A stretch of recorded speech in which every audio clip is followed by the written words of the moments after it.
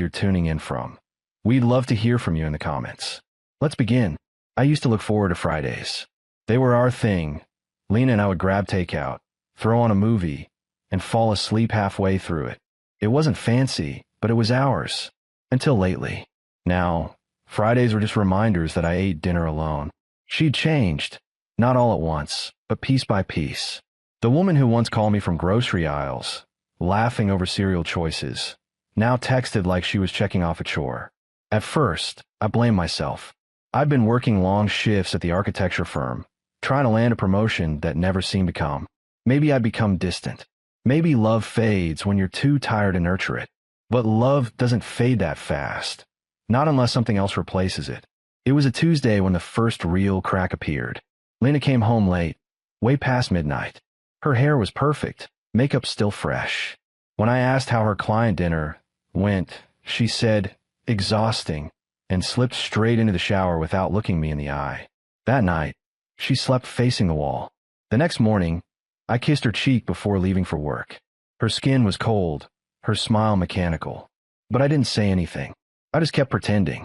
Pretending was easier than facing the storm I could already feel brewing behind her polite words.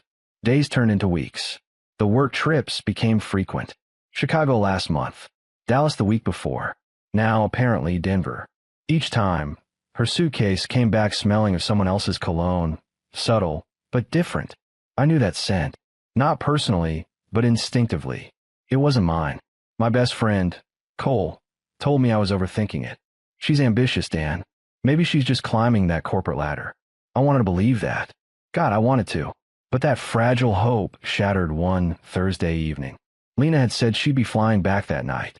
I had planned everything, dinner, a clean house, her favorite wine. She didn't come home. No call, no text, nothing. I waited until my phone finally buzzed at 8:43 p.m. Hey love, the trip got extended. I'll be back Sunday night. Don't wait up. I froze. My heart didn't break, it just stopped. I leaned against the counter, staring at that message like it was written in fire. Because 5 minutes before it arrived, I had just seen something online that turned my stomach cold. Her company's official Instagram page, successful return from Denver project team. Every name on that list, every smiling face in the photo home, all except hers. I didn't reply right away. I just stared at her picture, standing beside her boss, Mark, at some restaurant weeks ago. His hand was barely visible, resting on her lower back. I remember that same picture from before, cropped differently. Now I knew why. For the first time in my life, I didn't feel hurt. I felt clear, crystal clear. That night, as the hum of the fridge filled the silence, I realized I'd been preparing for this moment without even knowing it. I'd been saving her lies like receipts. Every message, every photo, every late-night meeting. I had enough proof to burn the illusion she'd built. And I would. But I wouldn't scream. I wouldn't throw things. I'd make her face what she'd done in the one way she'd never forget, by letting her destroy herself with her own lies. So I typed, slowly, deliberately, "That's strange. Your company just posted their homecoming photos. Everyone's already back." I hit send. And then I waited. 15 minutes later, my phone lit up. Her name flashed. The call came in, trembling, desperate, and soaked in panic. And for the first time in months, I smiled. Her call came through before I could even put the phone down. I watched the screen light up. Lena calling. Her name, once comforting, now looked foreign. I didn't answer. I let it ring. Once, twice, 3 times. Then I declined it. Seconds later, another call came, and another. When I finally picked up, I didn't speak. I just let her voice fill the silence. "Daniel, oh my God, listen to me, please. It's not what you think," she stammered, words tumbling over each other. Her voice cracked between sobs. "The trip, plans changed last minute. I can explain." I cut her off quietly. Then explain.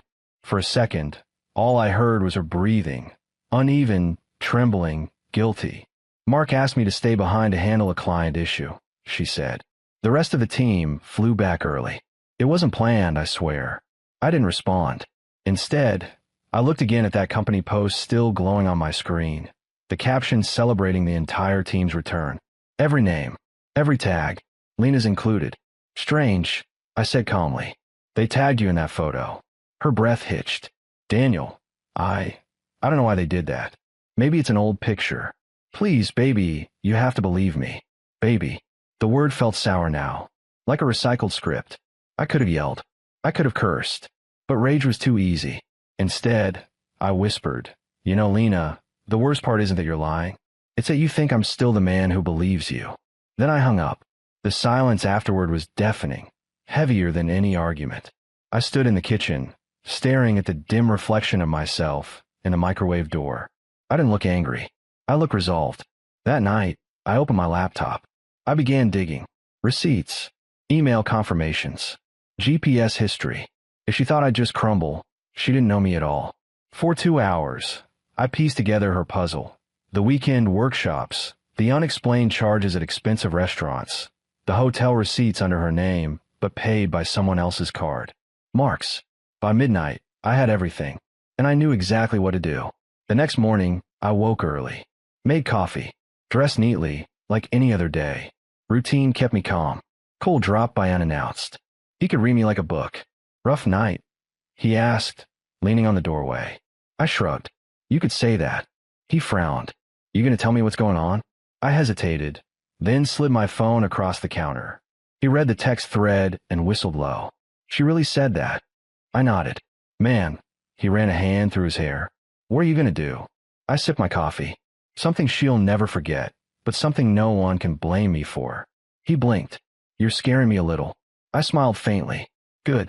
By noon, I'd already made 2 calls, one to a private attorney, and one to her company's HR department. I didn't have to tell them much, just enough for them to start looking into possible misconduct between a department head and a subordinate during business trips. By afternoon, I sent Lena a text. Calm. Neutral. Hope you're safe. Let's talk when you're back. Dinner Monday. She replied instantly. Yes. Please. I'll explain everything. I love you. I didn't answer, but inside, my plan was already in motion. Sunday evening rolled around. Her car pulled into the driveway at 7:12 p.m. sharp. I was sitting on the couch, TV muted, a faint jazz playlist running in the background. The house smelled of lemon polish and quiet tension. The door opened. Her heels clicked softly on the tiles. She looked tired, deliberately tired, the way cheaters pretend exhaustion equals innocence. Hey, she said, forcing a smile. I missed you. I nodded toward her suitcase. Long trip. She hesitated. Yeah, really long. I stood and walked to her. For a second, her body softened, expecting a hug. But I just leaned close enough to whisper, you should sit. Her smile faded. Daniel, please. Sit, I repeated. My voice wasn't loud, but it carried weight. She obeyed. Hands shaking, she sat on the edge of the couch. I placed my phone on the table, screen facing up. The photo was still open, her company's return post. Her face drained of color. Tell me again, I said, my tone even, why you weren't in that flight back. Her lips parted, but no sound came out. I just want honesty, Lena. That's all I ever wanted. I continued. You know, I gave up promotions for this marriage. I gave up nights with friends. I gave up myself. And you gave up my weekends. Tears filled her eyes. Daniel, I'm sorry. It was a mistake. It didn't mean anything. I laughed softly. You don't get to decide what means something. Not anymore. She reached for my hand, but I pulled it away. I'm not here to scream or throw things, I said quietly. I'm here to let you know, you broke something that can't be fixed. And now, I'm going to walk away with the one thing you can't fake, my dignity. Her voice cracked. Please don't do this. I'll fix it. I'll tell him it's over. I shook my head. You already did that when you lied. Then I stood, walked upstairs, and left her sitting there, crying into her hands, surrounded by the silence she'd built herself. Little did she know, the dinner I planned for Monday wasn't for reconciliation. It was for exposure. And by then, she'd realized just how quiet revenge can sound before it explodes. Monday night came faster than I expected. The house felt strange, like a stage waiting for a performance no one wanted to see. Every clock tick, every small sound, stretched time into a slow, deliberate rhythm. I didn't feel angry anymore. I just felt ready. I'd booked a dinner reservation at Haven's, the same restaurant where Lena and I had celebrated our 5th anniversary. The irony was deliberate. Back then, I'd given her a bracelet engraved with "Always Us." Now, I was about to remind her what us really meant, truth or nothing. She arrived before me. I saw her through the glass as I parked, sitting alone, fidgeting with her napkin, eyes darting toward the door every few seconds. Her hair was perfectly styled, the way she always looked when she wanted to control the narrative. I stepped inside, calm and composed. "Hey," I greeted softly. She stood quickly, smiling with forced brightness. "Daniel, thank you for coming." We sat. The waiter appeared, but I waved him off. I wasn't here for the food. She began talking, fast, rehearsed. "I know what you think you saw, but things got complicated. Mark, he took things too far, and I was scared to tell you." Her voice trembled, eyes glossy but carefully measured. I leaned back. "You're saying your boss coerced you?" She hesitated. That split second was enough to tell me she was searching for the safest lie. I wouldn't say that exactly, but he kept pressuring me to spend more time with him outside of work. I didn't want to jeopardize my position. I nodded slowly, pretending to consider her words. "That must have been hard for you." She exhaled, relief flooding her face. I wanted to tell you so many times, but I didn't want you to think I was weak." I looked her dead in the eyes. "So, all those nights away, the hotel receipts, the dinners, the trips, they were just work pressure?" Her throat bobbed as she swallowed. "Yes, exactly that." I smiled faintly, then reached into my coat pocket. I placed an envelope on the table, thick, sealed, neat. "Then you won't mind if we talk about this at HR tomorrow." They seemed really interested in our conversation last Friday. Her face went pale. "You called HR?" I nodded. "In the ethics department. Apparently, company policy is pretty clear about employee conduct on business trips, especially when those trips are paid for by executives with personal motives." Her fork clattered against the plate. "Daniel, please, what did you do?" "Nothing illegal," I said softly. "Just told the truth." She leaned forward, panic replacing her composure. "They'll fire me. You don't understand, that job." I cut her off gently. "I do understand. You loved it. Maybe more than you ever loved me." For a moment, the restaurant noise seemed to fade into silence. Only the soft hum of the air conditioner and the distant clink of glasses remained. She whispered, "You're doing this to punish me." I shook my head. "No, I'm doing this to end the illusion. You chose to see it, Lena. I'm just making sure the world sees it for what it is." Her eyes welled up again. "Please, Daniel, don't ruin my career. I made a mistake. I lost myself for a while, but you're my home. I'll do anything to fix this." For the first time, I almost believed her.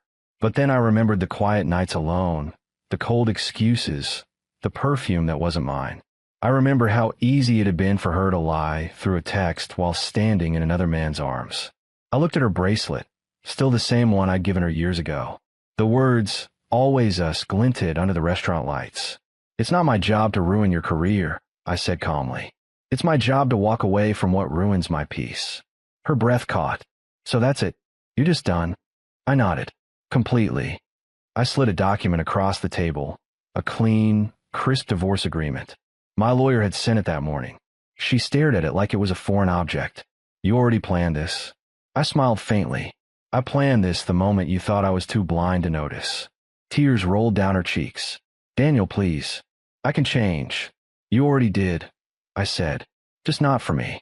I stood up, tucked my hands in my pockets, and took one last look at her, the woman I'd once built my world around. She looked small now, not because she was weak, but because the truth had finally stripped away everything false. "Goodbye, Lena," I said quietly, "and good luck. You'll need it when HR calls in the morning." Then I walked out. Outside, the night air felt colder than usual, but it was the kind of cold that wakes you up, sharp, honest, clean. I stood by my car for a moment, letting the city lights wash over me. I didn't feel proud. I didn't feel victorious. I felt free. For once, the silence didn't hurt. It felt like closure. As I drove home, I thought about what came next. Healing wasn't instant, and revenge didn't erase pain. But there was something deeply satisfying about truth, about finally being the man who refused to stay quiet. And while she'd spend her days explaining herself to HR and colleagues who once respected her, I'd spend mine rebuilding. Not a marriage, but myself. Because sometimes The best revenge isn't shouting or destruction.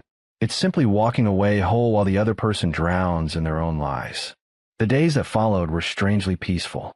The noise of heartbreak had faded, leaving behind something quieter, like the air after a storm. I moved into a small apartment downtown, nothing fancy, just enough space for me and a few essentials. A worn leather couch, my coffee mug, the old guitar I'd barely touched in years. At first, the silence was awkward. Mornings without Lena's footsteps felt hollow. Evenings stretched endlessly. But then, slowly, that silence turned into something different. Space. Breathing room. I started running again. Early mornings before the city woke up. The rhythm of my shoes against the pavement became therapy. Each mile felt like shedding another layer of what I'd carried for too long. Sometimes, memories try to sneak in. The laughter, the vacations, the nights we spent dreaming about our future. But instead of fighting them, I let them pass. They were ghosts now, not anchors. One Saturday, Cole showed up with pizza and a couple of beers. He dropped the box on the table and gave me that look only best friends can give, half concern, half relief. "Man, you look different," he said. I laughed. "Older." He shook his head. "Free." We talked for hours. Not about Lena, about everything else. Work, life, the future. It felt good to laugh again. Real laughter, not the hollow kind you fake to survive. Later that week, I got an email from the HR director of Lena's company. Short and professional. Following the internal review, we've addressed the concerns raised. Thank you for your cooperation. That was it. No details. I didn't need them. I wasn't after vengeance anymore. I just wanted accountability. And maybe, deep down, closure for both of us. Lena tried to reach out a few times after that. A couple of texts. One voicemail I never played. I didn't hate her. I didn't even wish her harm. I just didn't want to live in a story built on lies anymore. Instead, I focused on my work again. Projects that had once felt heavy now felt purposeful. I poured everything into them. The precision, the patience, the quiet discipline that had always been mine. A few months later, I landed the promotion I'd chased for years. The same week, I bought a small cabin 2 hours outside the city, by a lake surrounded by pine trees. It wasn't an escape. It was a promise. To live differently. Honestly, sometimes when I sit on that porch with a cup of coffee in hand and the morning fog rolling across the water, I think about how life can burn you down just to rebuild you stronger. I learned something through all this. Betrayal doesn't define you. Reaction does. And silence, when used right, can be the loudest revenge of all. One evening, while locking up the cabin, I got a message from an unknown number. Just 2 words. "I'm sorry." I stood there for a long time, the cool wind brushing against my face. Then I smiled faintly and deleted it. Forgiveness didn't mean forgetting. It meant refusing to let the pain own me anymore. As I watched the sun dip behind the trees, painting the sky in gold and violet, I finally understood something I hadn't before. Love doesn't die because someone breaks it. It dies when you stop loving yourself enough to walk away.